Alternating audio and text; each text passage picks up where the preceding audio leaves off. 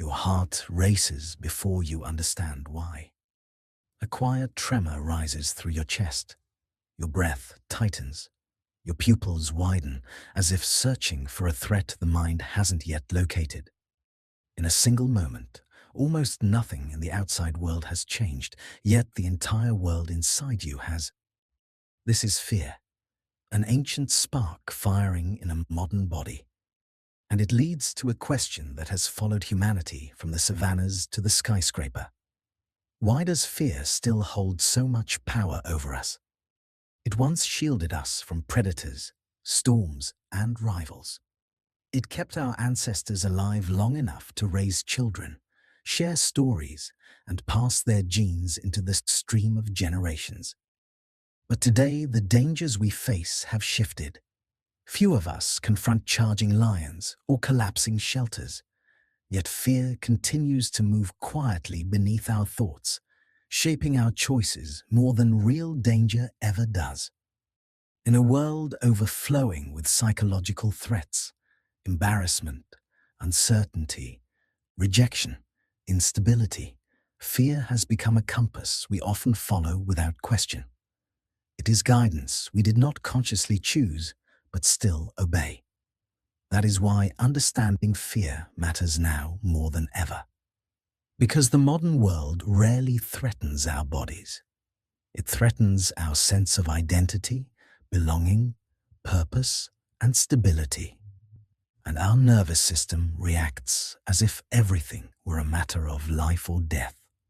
Fear is not the enemy, but it is the oldest voice in the room. And unless we learn to understand it, that voice becomes the one that decides our lives for us. Fear, at its core, is the body's alarm system, a signal that something might go wrong. Not that it will, only that it could. It's the mind's way of tipping the balance toward caution in an unpredictable world. The moment it senses possible danger, the amygdala, deep within the brain's temporal lobe, bursts into action. Before thought, before language, before reasoning.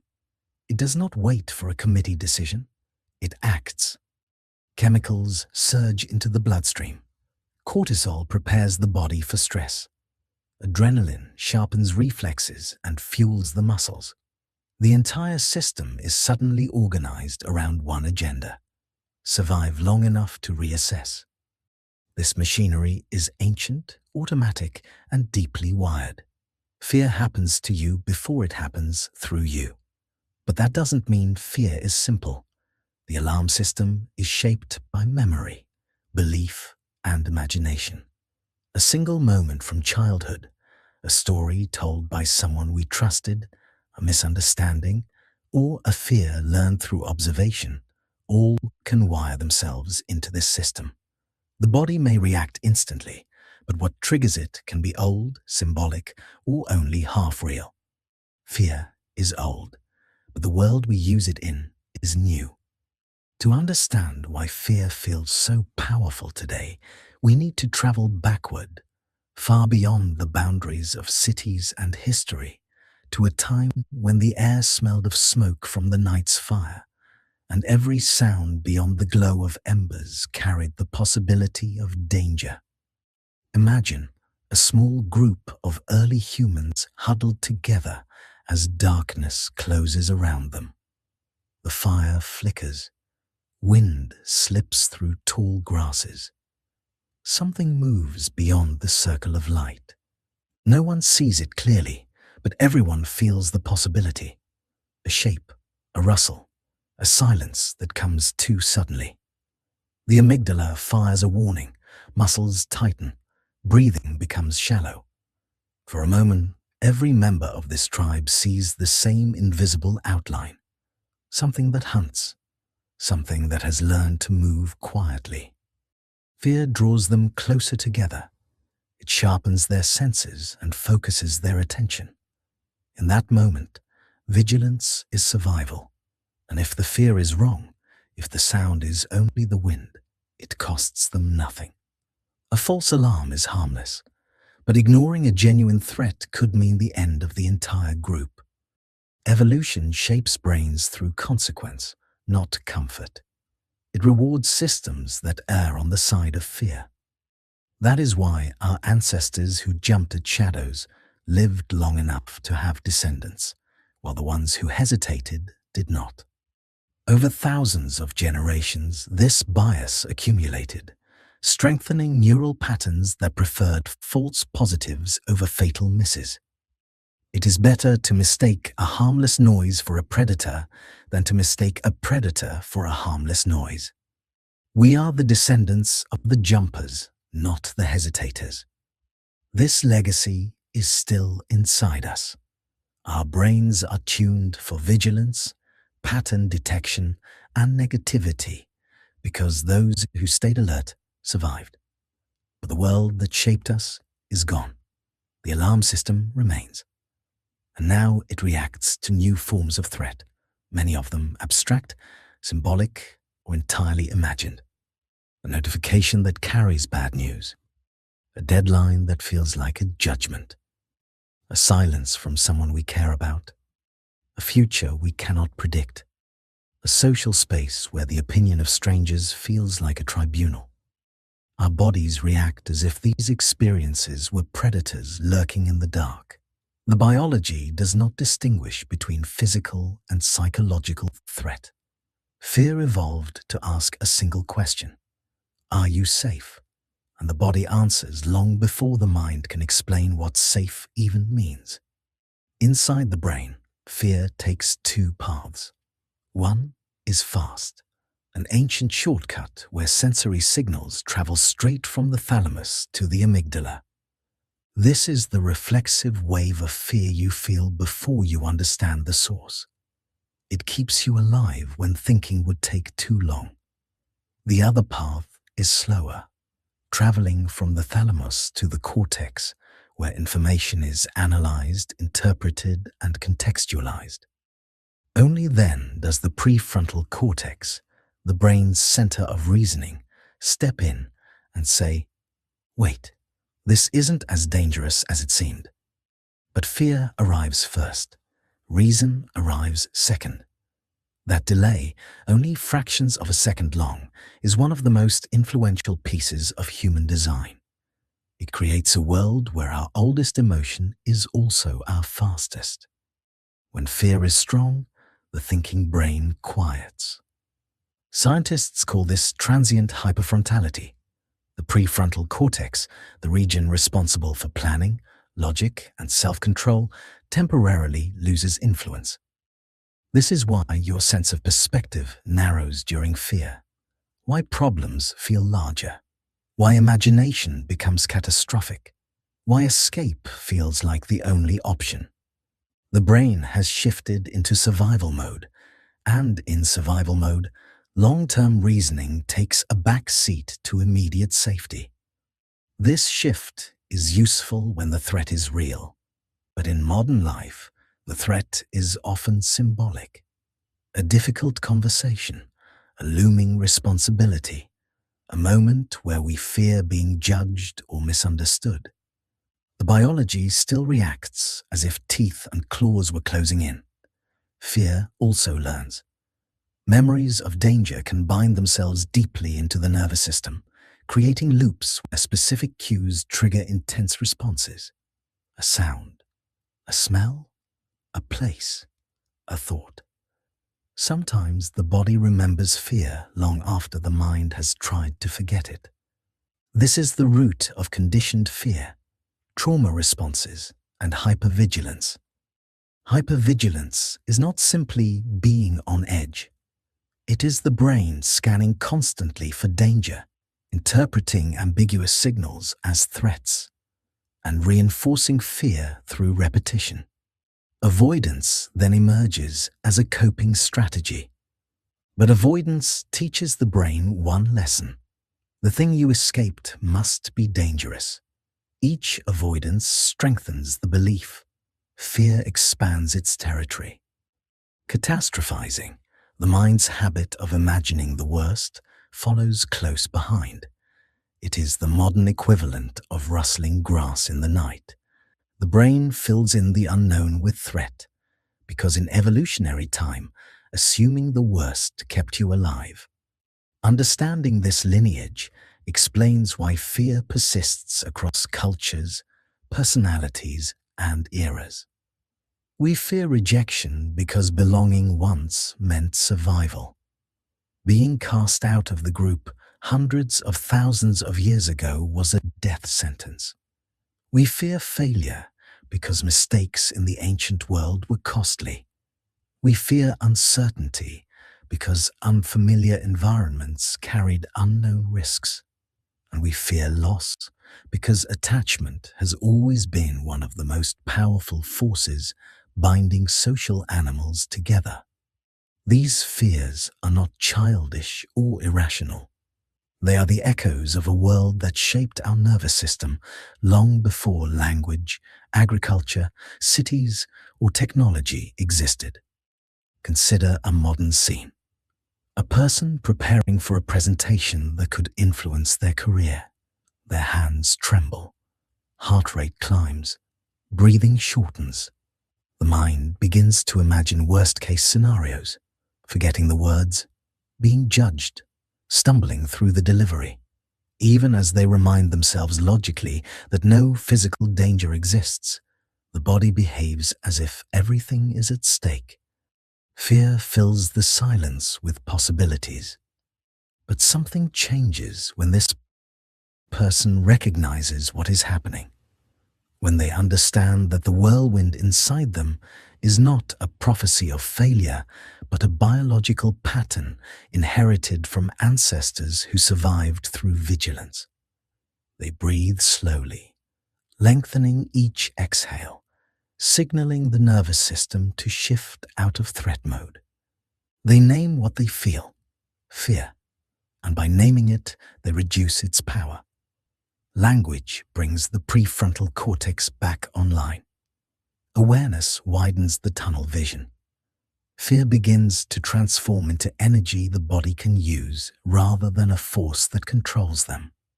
Understanding fear does not eliminate it, but it gives us space to choose our response rather than obey our reflex.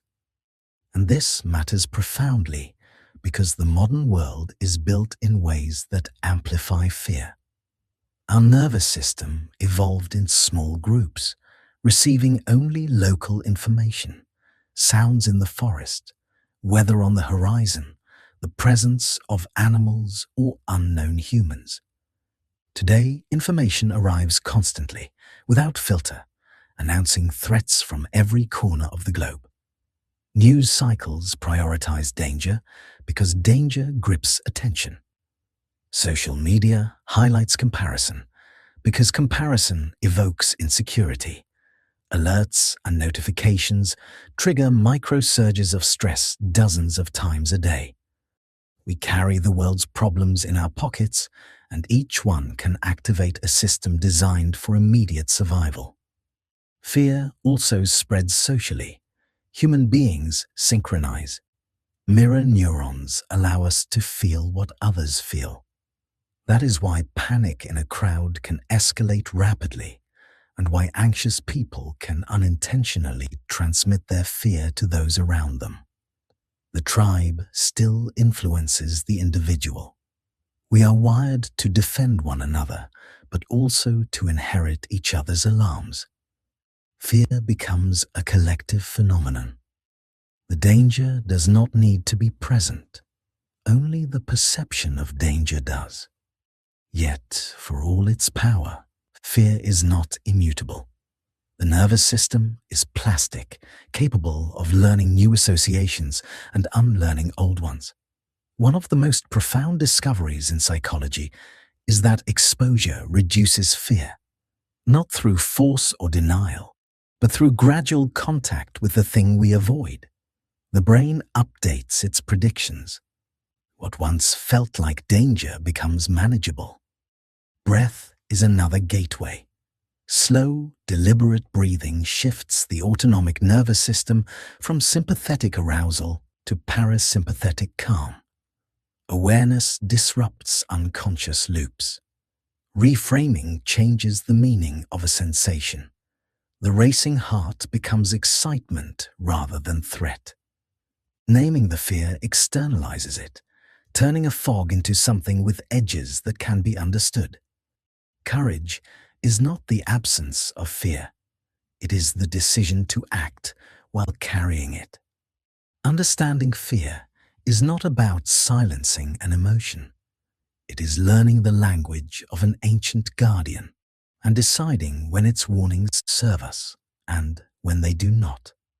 If we want to navigate a world filled with imagined dangers, digital signals, and social judgment, we must learn to sit with fear, question it, and see through its illusions. Because behind every fear is a story about who we once were, who we are now, and who we might become if fear no longer ruled the path ahead. Fear thrives in the space between what we know and what we imagine. It fills the gaps in experience with possibilities, some reasonable, others far beyond anything reality intends. And this tendency, while ancient, has been amplified by a world that changes faster than our biology can adapt. The alarm system inside us still operates on principles refined over millions of years. Prepare for the worst, respond before you understand, and prioritize survival over nuance. But the environment around us pushes these principles into overdrive, creating conditions where fear can become chronic, low-grade, and ever-present. The human brain is fundamentally a prediction engine. It constantly asks, what comes next? What does this mean? How do I stay safe? When those predictions are uncertain, fear becomes the background music of our internal world. It doesn't always sound like panic. Often, it takes quieter forms: hesitation, self-doubt, procrastination, avoidance. These subtle expressions of fear are just as powerful as the dramatic ones. They shape careers, relationships, ambitions, and identities. They can nudge a life off course without ever raising their voice. Part of what makes fear so influential is that it doesn't rely on evidence. The amygdala is not an analyst. It does not require confirmation to act. It only requires possibility. And possibility lives everywhere in modern life. Every unknown outcome, every unfamiliar social situation, every new responsibility carries the whisper of risk. So the brain reacts, even when logic disagrees. If we could step outside ourselves and see how often this alarm is activated, we might be astonished. Not because we are weak, but because we are human. Because fear is not a glitch or a personal failure. It is the oldest survival strategy we possess. But old strategies can create new problems. One of the most profound shifts in human life over the last century is the rise of chronic psychological pressure. Our ancestors experienced intense fear in short bursts: an approaching predator, a rival group, a collapsing shelter. Their stress systems turned on quickly and turned off just as quickly. Once the danger passed, the body returned to equilibrium. Today, many of us live inside an unending hum of mild threat, not enough to overwhelm us, but enough to keep the stress system idling. Emails, deadlines, financial worries, global events, social expectations, the pressure to succeed, the fear of falling behind. All of these feed the same pathways that once responded to danger in the dark. The result is a body designed for survival, behaving as though survival is always at stake. This is why fear has become such a defining force in modern life. Not because the world is more dangerous, but because the world is more stimulating. The nervous system struggles to differentiate between a life-threatening event and a psychologically challenging one. It only notices the intensity of emotion. But there is another layer to this story. one that reveals how deeply relational fear truly is. Humans are social animals. Our brains evolved to navigate not only landscapes but each other. Belonging once meant safety. Exclusion meant vulnerability. Our ancestors who feared social rejection were more likely to survive than those who didn't. So today, the fear of being judged, dismissed, or misunderstood shows up with surprising force.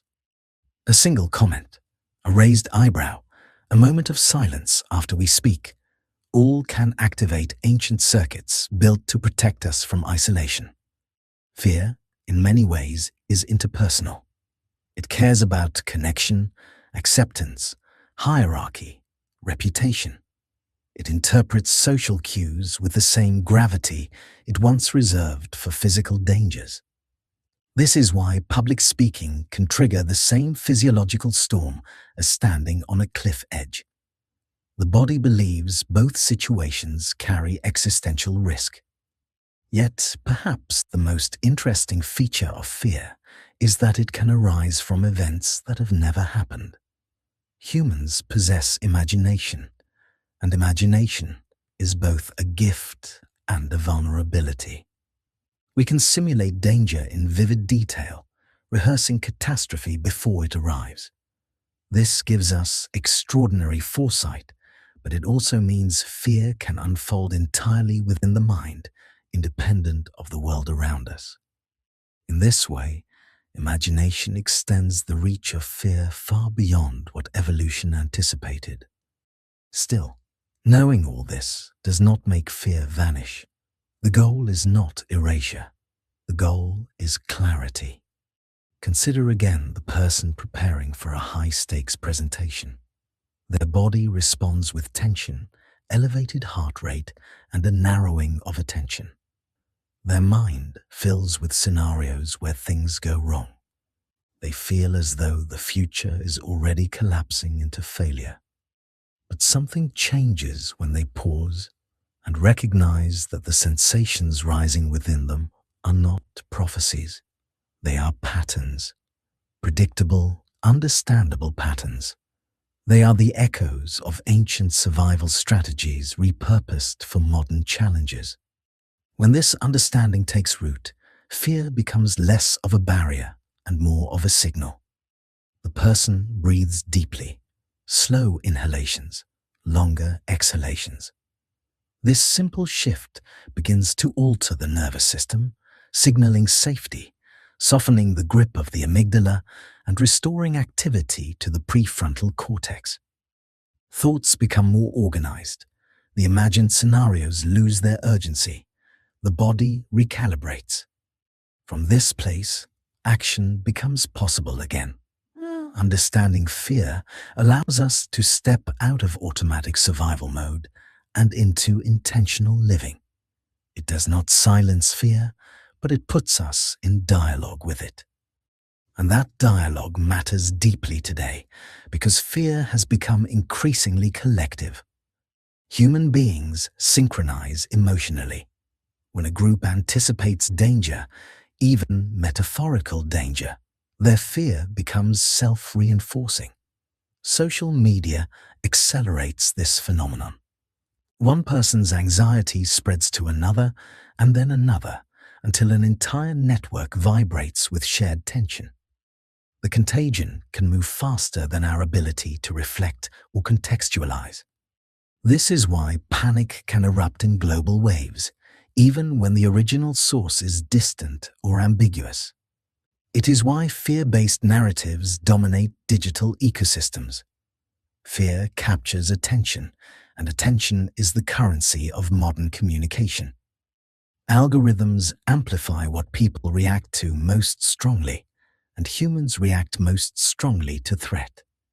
Without awareness, we can become passengers in a system that profits from our alarms. But awareness changes everything. When we recognize that our fear reaction is not always a reflection of truth, but a reflection of ancient wiring, we can begin to reassert agency. We can pause before sharing something alarming, we can step back from the constant stream of information. We can notice how easily our minds latch onto the negative. Fear thrives in immediacy. It softens when we create space. Another layer of this transformation lies in understanding that fear is often a mask. Beneath it hides vulnerability, desires for safety, belonging, love, and significance. Fear is the surface expression of deeper needs. When we address those needs directly, fear loosens its hold. A person who fears rejection may actually long for connection. A person who fears failure may crave the freedom to explore their potential. A person who fears uncertainty may simply desire stability. By naming the underlying longing, we shift fear from something overwhelming to something understandable. We regain the ability to meet ourselves with compassion rather than criticism. Compassion is one of fear's most surprising antidotes, not because it dissolves the emotion, but because it reframes the story. It reminds us that fear is not a flaw. It is a signal from a nervous system trying to protect us the best way it knows how. When we respond to fear with kindness, we stop fighting our biology and begin working with it. The brain's capacity for plasticity supports this shift. Neural pathways can be rewired through repetition, exposure, and reflective awareness. Each time we approach something we fear, gently, consistently, we teach the nervous system a new message. This is safe enough. You can stay. Exposure is not about force. It is about staying present long enough for fear to lose its authority. Even simple practices reinforce this learning. Slowing the breath anchors attention in the body rather than in imagined futures. Grounding the senses interrupts catastrophic thinking. Reframing threat as challenge engages the prefrontal cortex and restores perspective. Every one of these practices teaches the brain that not all alarms require escape. Over time, fear becomes less of a commander and more of a companion, still powerful, still ancient, but no longer in charge. Courage emerges from this shift. Courage is not the rejection of fear, but the integration of it. It is the willingness to move forward while carrying uncertainty. It is the recognition that fear can walk beside us without steering the path. This is the paradox at the heart of human growth. Fear protects us, but it also limits us. It guards the boundaries of our comfort, but life expands only when we step beyond those boundaries. The goal is not to abandon fear, but to understand it so deeply that it no longer disguises itself as fate. To understand fear is to reclaim choice. Imagine now a different moment. You stand at the edge of a decision that could alter the direction of your life. Something inside you tightens. You imagine the worst outcomes. Your body urges retreat, but instead of pulling back, you pause and listen, not to the fear itself, but to what it is trying to protect. You sense the vulnerability beneath it, the hope, the longing, the vision of a life that feels meaningful. And suddenly, fear becomes a kind of compass. Not one you follow blindly, but one that reveals where something important lies. Fear often marks the path where growth waits. The nature of fear is not darkness. It is intensity.